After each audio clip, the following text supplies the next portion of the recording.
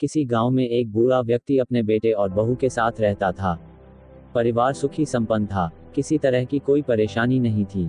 बूढ़ा बाप, जो किसी समय अच्छा खासा नौजवान था, आज बुढ़ापे से हार गया था। चलते समय लड़खड़ाता था, लाठी की जरूरत पड़ने लगी। चेहरा झुर्रियों से भर चुका था, बस अपना जीवन किसी तरह व्यतीत कर रहा था।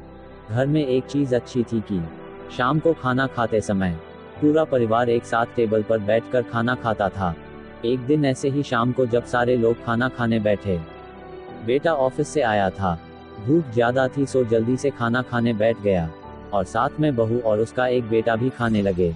बूढ़े हाथ जैसे ही थाली उठाने को हुए, थाली हाथ से छिटक गई। थोड़ी दाल टेबल पे गिर गई। बहू बेटे ने घृणा दृष्टि से पिता की ओर देखा और फिर से अपना खाने में लग गए।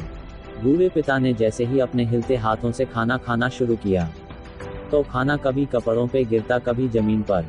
बहू चिढ़ते हुए कहा, हद है, कितनी गंदी तरह से खाते हैं, मन करता है इनकी थाली किसी अलग कोने में लगवा देते हैं। बेटे ने भी ऐसे सिर हिलाया जैसे पत्नी की बात से सहमत हो। उनका बेटा यह सब मासूमियत से देख रहा था। अगले दिन पिता की थाली उस टेबल से हटाकर एक कोने में लगवा दी गई। पिता की डबडबाती आंखें सब कुछ देखते हुए भी कुछ बोल नहीं पा रही थी। बूढ़ा पिता रोज की तरह खाना खाने लगा। खाना कभी इधर गिरता, कभी उधर। छोटा बच्चा अपना खाना छोड़कर लगातार अपने दादा की तरफ देख रहा था।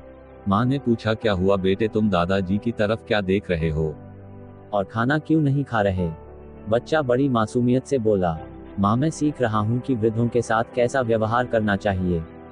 जब मैं बड़ा हो जाऊंगा और आप लोग बूढ़े हो जाओगे तो मैं भी आपको इसी तरह कोने में खाना खिलाया करूंगा।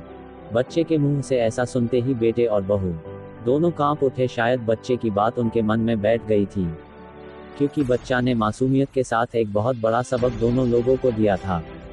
बेटे ने जल्दी से आगे बढ़कर पिता को उठाया और वापस टेबल पे खाने के लिए बिठाया, और बहू भी भागकर पानी का गिलास लेकर आई कि पिताजी को कोई तकलीफ ना हो।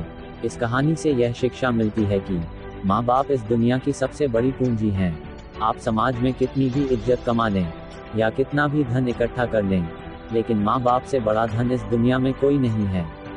और आज अपने माँ बाप के साथ आप जैसा व्यवहार करोगे, कल आपके साथ भी वही व्यवहार किया जाएगा।